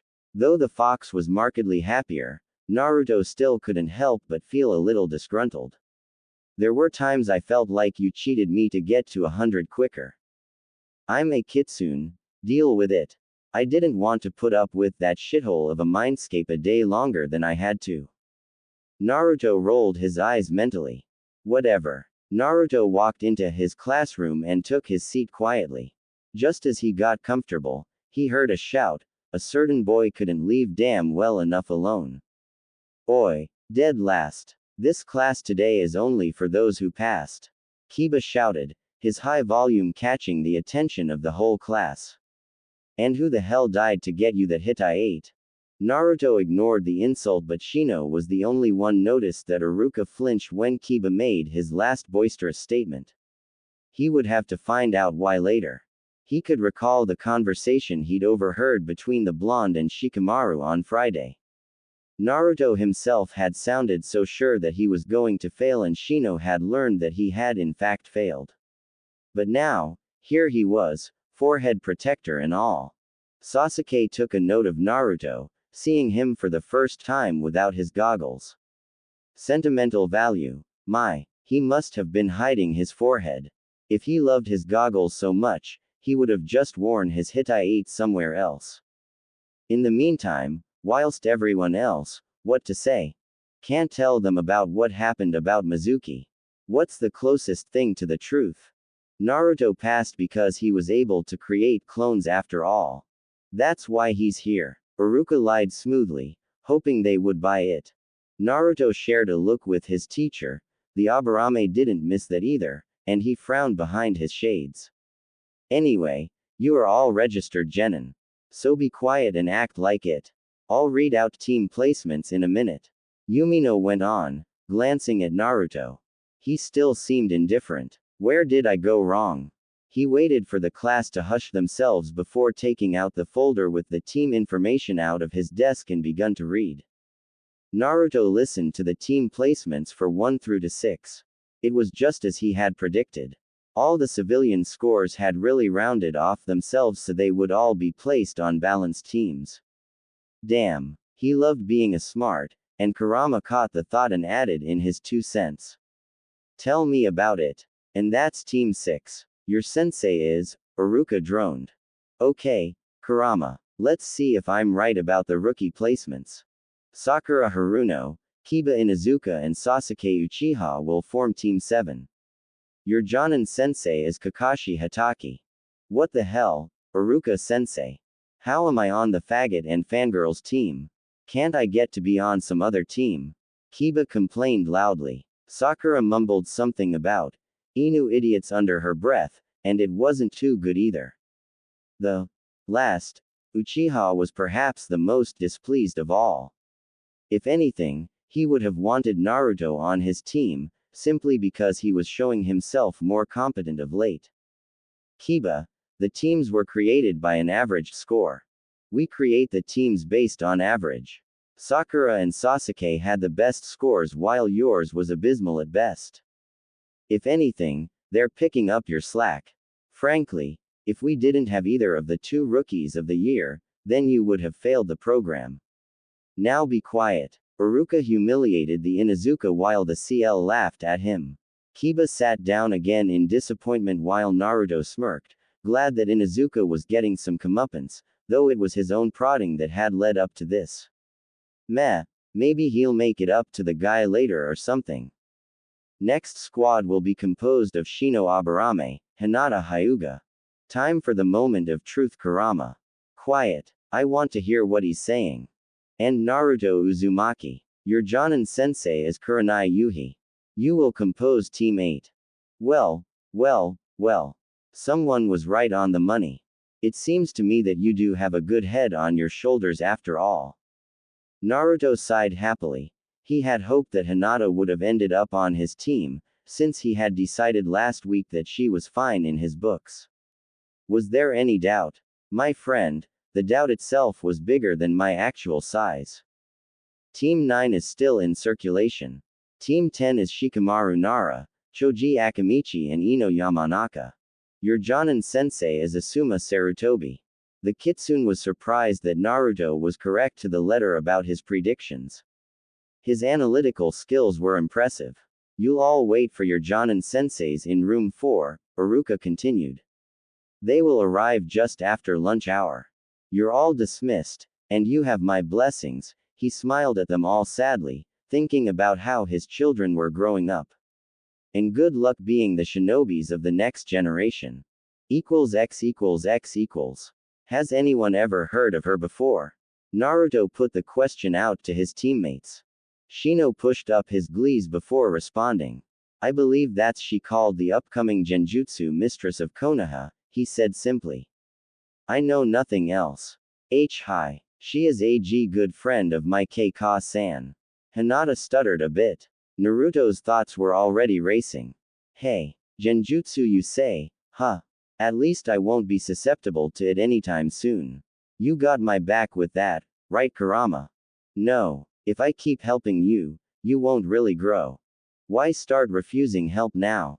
Naruto was confused. 1. Because it's the right thing to do. And I don't have to up to you anymore by doing favors. The first reason was enough. Naruto muttered. Excuse me. The Aburame lifted an eyebrow. Naruto caught himself quickly, realizing that he'd spoken out loud. Both reasons are enough. That's what I said. Shino was skeptical but didn't push it too much. As in, she is a genjutsu user and must be really skilled in it if she's dubbed as its mistress. That means that she will fight dominantly with it instead of other techniques. I see. Go on. And, Naruto pointed at Hinata who blushed a little. If she is on such good terms with your family, maybe you know who could tell us what kind of history this lady's got. I've been told from my K-Ka-chan that she was very good friends with Kurenai's father when they were on the same team but he died in the Kyuubi's attack. She also has an intense dislike for perverts. Hinata said. Interesting. Anything else? He tapped his chin with a forefinger. No, Naruto-kun. This woman might probably hate me, she's gotta be in on the secret that you're sealed inside of me, Kurama. Naruto was already leery of his Jonin teacher, and couldn't shake the possibility that this team was already wrecked before he got a chance to create his own shinobi team once he left the village on mission. Maybe it would improve relations with our future sensei if I told her that you're apologetic for your actions. I was being manipulated by that Uchiha. It's not my fault. And besides, Ito could have done something to help the situation, but only made things worse. He killed the only two people who could stop me, your parents. Wouldn't hurt. Wouldn't really help either. What's done was done. As soon as he said this, the bell rung to signal the end of lunchtime and everyone filed inside to room 4. While there, everyone waited for their own senseis in their own way. Some napped, some muttered to their ninja creatures, and yet some others just sat and imagined what their future instructors would be like. Soon, there were only 3 teams left who were still waiting when the door was pushed in by 2 people. The female of the 2 had a fair complexion and she had very distinct red eyes, which were complemented by purple eye shadow and red lipstick. She possessed long black hair that reached her upper back. She had on mesh armor that was easily visible through her clothing, and only one sleeve that went in tandem with bandages that wrapped from her upper torso to her knees. The man was fairly tall with a somewhat brown complexion with brown eyes, short spiky black hair and a beard. His standard Jonin jacket had bandages around the sleeves and around his waist. He had on a sash with the kanji for fire on it. Teammate, the woman asked. She threw a harsh look at the Uzumaki that everyone noticed. Naruto's eyes widened in recognition, and a loud and silent "no" was on his lips. It was grim. My name is Kurenai Yuhi. I will be your Jonin sensei. Meet me in the "no," someone exclaimed, slamming his hands on the desk and stood. Everyone turned to take notice of the yeller, none other than Naruto himself. I want no part of this team if it means having to put up with her being my sensei. Kurenai was silent. She didn't seem at all surprised to hear this outburst, and this troubled Hinata. She also surprised to see Naruto behave in such a manner. He was cheeky at times, but never an outright rebel. Naruto-san, what is wrong?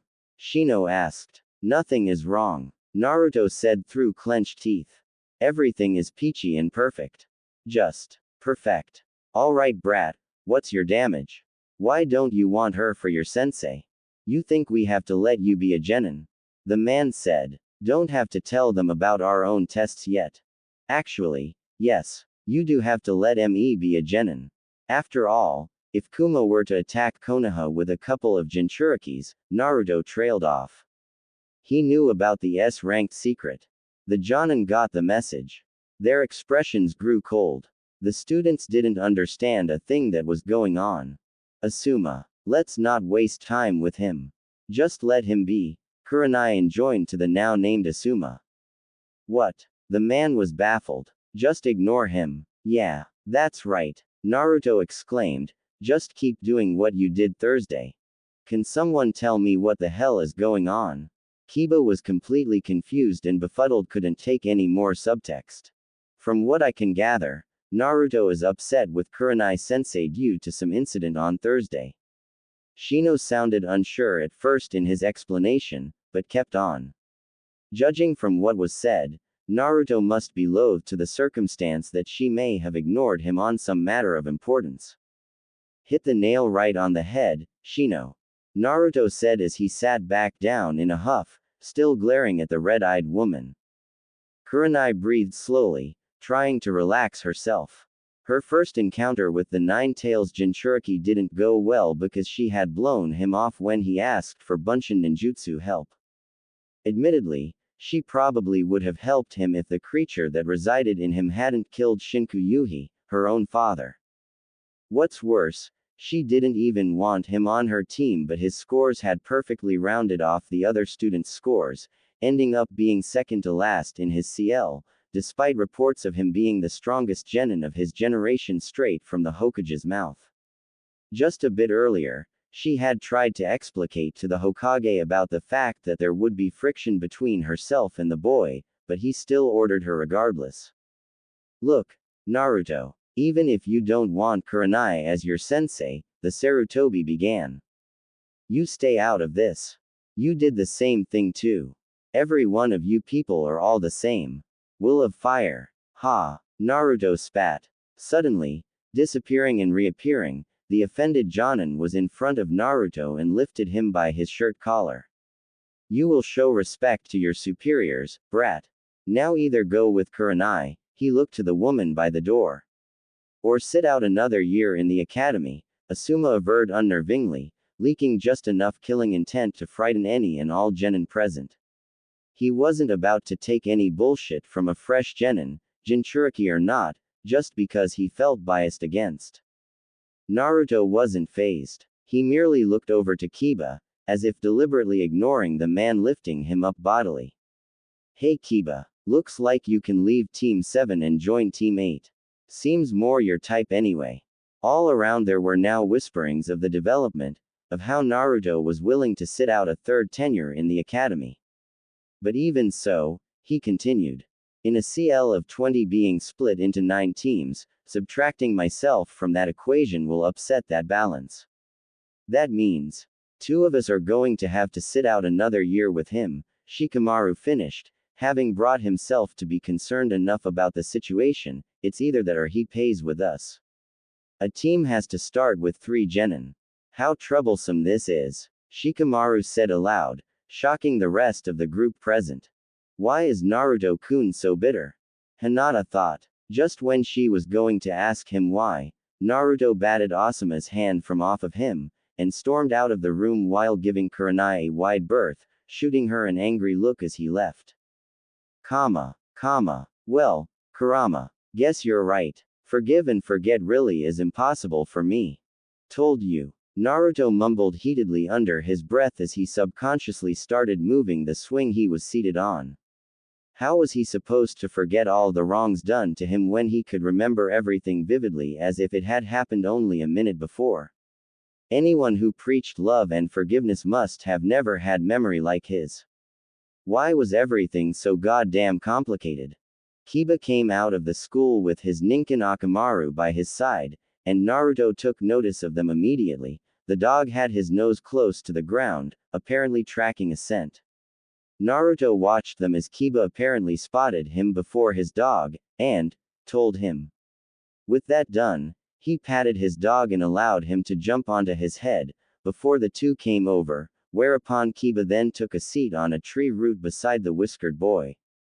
They sat there in silence for 3 minutes before Kiba tried to break it. So what was that all about, Naruto? Kiba asked. What was what? Naruto feigned ignorance. He knew what he meant. He was merely trying to delay the conversation, least of all with Kiba of all people. That shit you just pulled in there. It's just one big awful mess in there. People are in there arguing who sits out another year with you. What the s that all about? Kiba yelled. Naruto groaned inwardly. There was just no going around this. Fine, I'll talk. Just keep your damn voice down. The Inuzuka still felt put off by the new Naruto. Nonetheless, he would go along. He still wanted some answers. Okay, he said quietly. You remember the test on Friday? I failed the exam because I couldn't create 3 bunchins. Naruto started. Yeah, who could forget that? You're the only who failed that. Kiba chuckled. Naruto wasn't amused. You're the only one to fail the written exam, Naruto remarked, much to Kiba's chagrin. I just didn't get a chance to study, that's all, he answered lamely. I was polishing my taijutsu. Still ped overall, though. The kitsune inside the seal who was listening in on the conversation was impressed. His cantainer's ability to read people was scary good. Naruto smirked inwardly. Yeah, anyway, I knew I was probably going to fail that part of the ninjutsu exam, so I went around asking for help the day before. I asked a lot of ninja, including those 2 ninja, but they all refused. Hey, I get it. Even if somehow managed to learn that jutsu overnight, you're just pissed because that woman who was supposed to be your sensei now didn't even give you the time of day before. Kiba could relate somewhat. No one really helped him with his training until he was named clan heir when his sister didn't want the training or responsibilities. Yeah, Naruto appreciated the fact that Kiba wasn't thick all the time. Alright, Naruto sighed. No one helped me. I had to learn the technique on my own, and to tell the truth, it's a little better than the one they taught us in the academy. If you don't know how I got to learn it, then you're probably not meant to know. It's a bit of a secret, Naruto said quietly. He quickly made a clone and told Kiba to take a punch from it. The ignorant Inuzuka complied, thinking that it would pee by him. Fortunately, the clone decided to just thump the boy on the shoulder instead of causing real damage. Kuso. That's impressive. Can I learn it? No. I just have a lot of chakra that allows me to create these clones. You probably won't be able to create them until you're about, say, 15 years old. Kiba was about to argue, but stopped to consider the chakra reason.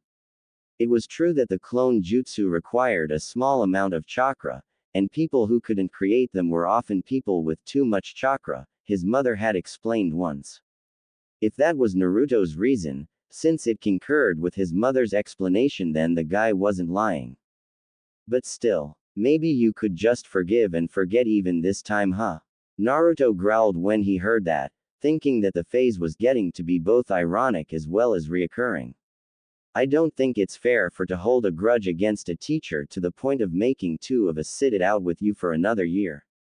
Damn it. Even Hinata's looking like she's about to start crying in there, thinking she won't progress, you know. Other people have to put up with your shit too. It's not fair. Not fair. Not fair. Where the hell the shopkeepers when I needed food? Where the hell's the orphanage when I needed someone to care? Where the is help when I'm about to get murdered? You need to get your facts straight before you come talk to me about what is or isn't fair. Naruto blew his stack but was coming down from his emotional high. For all I know, you could be the one who's worried for his position, given the fact that you're dead last in the CL right now.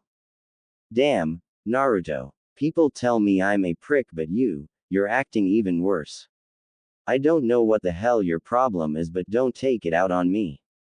Kiba stood up and dusted the seat of his pants and left without so much as a backwards glance. You know, he's right about that, Kurama suddenly said. What? I mean, let it go, or at least pretend to. Everyone is really getting wary of you now. You could lose your Hitai if the Hokage thinks you're unstable because of your anger. Then what about the Uchiha? Naruto asked, upset now. I've never seen him lose his temper, but you did, you lost it in there. And you are known to have a certain nine-tailed fox jailed in you. It won't look good for you to get angry. I mean, if the Hokage was here watching that little spat between you and Kiba, he'd start thinking that the seal was breaking or something. He would think that, not necessarily act on a hunch. He is dubbed as the professor, you know. He'd want to get his facts straight first. Well, at least join the team. You're depriving your teammates of a chance to further their careers, the fox argued. I'm postponing their deaths. You're starting to sound really selfish. Me? Selfish? Am I being judged by a Biju who nearly leveled the whole village? Naruto grumbled. Be that as it may, just join the team. You can quit it at any time. Yeah, I don't do quitting. That's not my thing. Fine. You can leave the team or threaten to leave the ninja program. After all, to lose their own Jinchuriki would make them lose an edge in heavy conflict, and they could straighten that Yuhi woman if she doesn't live up to your expectations. Maybe, it's not as if people like you enough to do something like this for your sake, but it's something that is worth thinking about. Naruto did stop to think about that suggestion. It sounded reasonable. If worse came to worst, they would simply replace the sensei or put him on another team. He knew that life in the village didn't stop just because he failed his exam, but there had to be some important people who would stop to consider his situation, right? Alright, but let me see what's happening first. I'll send a clone. Just go as yourself. But, go. Kurama roared. Reluctantly, Naruto went back inside the school and made his way back to CL. He knew that they couldn't try to harm him. If they did, they'd find out just how much strength he really had. He pushed open the door to see Kurenai sitting beside Hinata, who was looking rather disheveled alongside Shino. Team 7 seated themselves on the far side of the room, but Team 10 and that supposed Asuma man was gone. Maybe Hinata was really crying. Not tears, just agitated. But the damn woman shares a close bond with Hinata through her mother. The Uzumaki took his seat warily beside his team and waited for someone to speak. And sure enough, Kurenai did. Naruto, she began. I apologize. I'm sorry. Sorry for blowing me off. Or sorry that you won't get to have Hinata-chan on your team. The boy shot back with a glare. Kurenai stopped. There was a troubling thought. But she wouldn't lie, regardless of the consequences. If he could figure out why she was sorry, then chances are that he could catch her in a lie. For Hinata.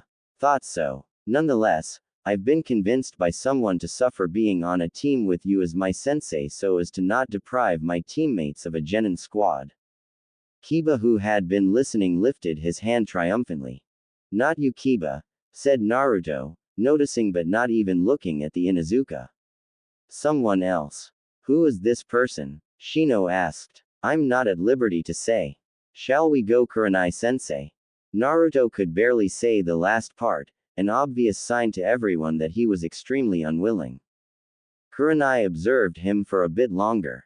She was told that he was a happy-go-lucky.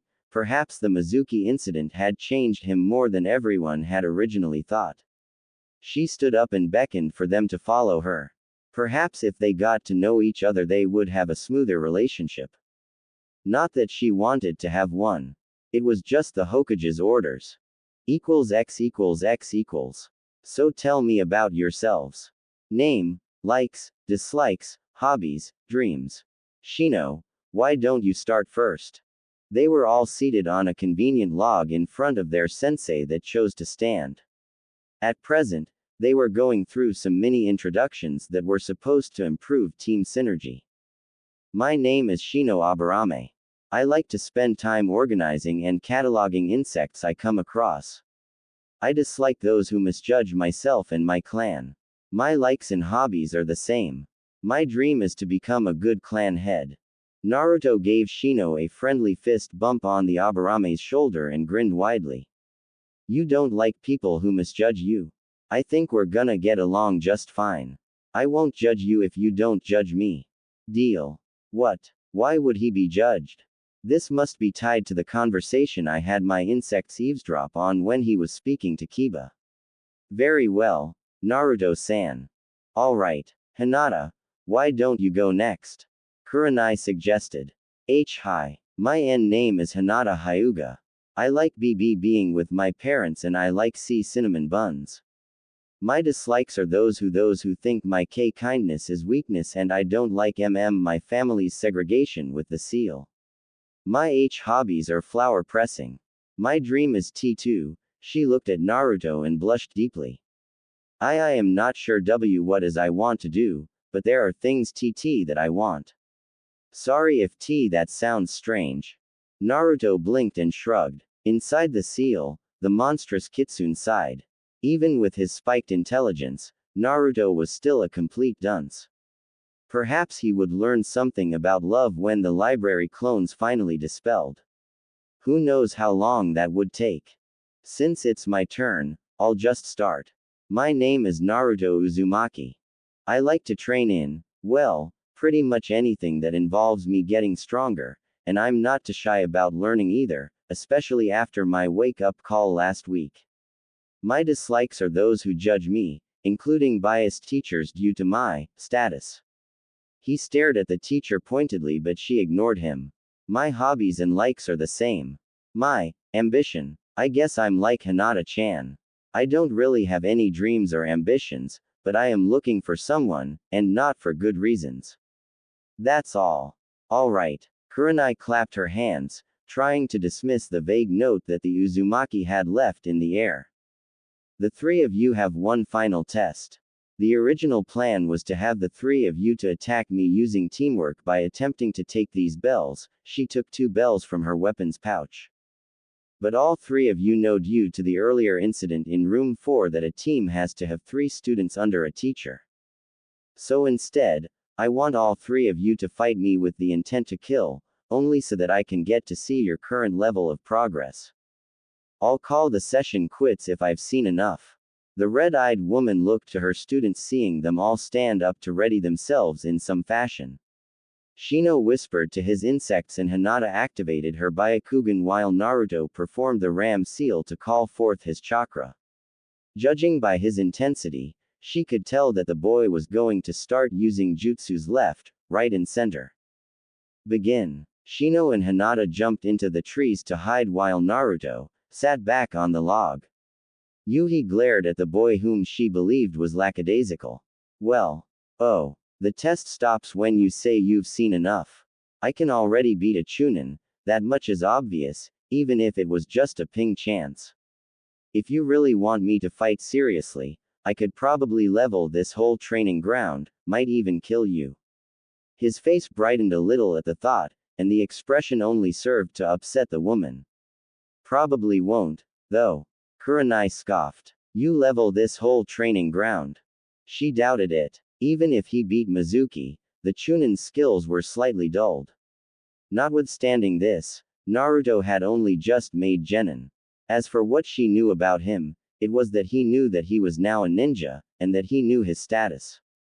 Perhaps he could have learnt something dangerous from the scroll of seals while he still had it, besides the Kage Bunshin no Jutsu, anyways, according to what the Hokage had said.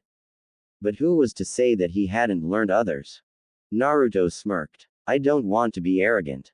He formed the cross ram seal, and going along with this cue, the Kyuubi helped him to convert his chakra into elements necessary for the element-specific clones. 6 bunshins formed around him. You guys know what to do. Water. Fight her with the Tanto. She'll think you're more dangerous and try to take you out first, just make sure she gets wet. Hey. Stop laughing, you perv. Lightning. You'll fight her with the baton. Enforce it with Raiden chakra. If it hits her, she'll get electrocuted. If that fails, the wind clone will do a collaboration jutsu with the fire clone. I'll throw some weapons from afar to distract her with the normal Kage Bunshin. The Iwa clone will try to hold her legs using the Shinju Zanshu no Jutsu, double decapitation suicide technique, if I have to go through with the final technique to blow everything up. Everyone got that? Yeah, they all exclaimed mentally, too loud in Naruto's opinion actually. The woman watched Naruto and his clones just stand there before 2 of them came to fight her while another 3 jumped into the tress, making sure to keep her eyes on the real one. The one with the Tanto made a horizontal swipe with it in no predetermined stance. The clone did it on purpose, allowing the woman to easily dispose of him. But she didn't right away. Instead, she toyed with him and made fun of his earlier claims of being stronger than he appeared. She played right into it. This is pathetic. The Sweden clone had no response except to continue slashing at her wildly. She quickly took out her kunai and blocked a slash aimed at her throat. Oh hell, he really intended to follow through with killing me. The boy had both his hands on his Tanto, his right on the handle and the left palm on the flat of the blade, and tried to push her kunai out of the way. But she wasn't an elite Jonin for nothing. She let his Tanto slide off the kunai, making him waste his pushing effort. She then punched him in the jaw, feeling a bit satisfied and comfortable in her superiority. But her hand came away wet. Water Bunshin was her last thought before she was suddenly soaked with chakra-created water. She didn't understand the purpose of this but couldn't afford to underestimate him. She readied a genjutsu and was about to cast it on herself to make her seem as if she disappeared when she had to suddenly duck a baton. The other clone who had rushed her earlier but stayed out of the action now tried to strike her with his blunt weapon. The woman raised her arm to block it since it wasn't sharp, but she instantly regretted the action. The damn thing hurt like hell. The boy started to subtle channel chakra into it, ensuring that she would more likely be hurt even more if he scored another hit. The red-eyed woman caught the baton on his next swing and kneed him in the gut. She didn't feel any remorse. After all, the boy possessed the spirit that killed her father, and provided her with the extra drive that she was dealing out some wretched justice to the brat. However, she literally received a shocking surprise when the boy exploded into electricity and electric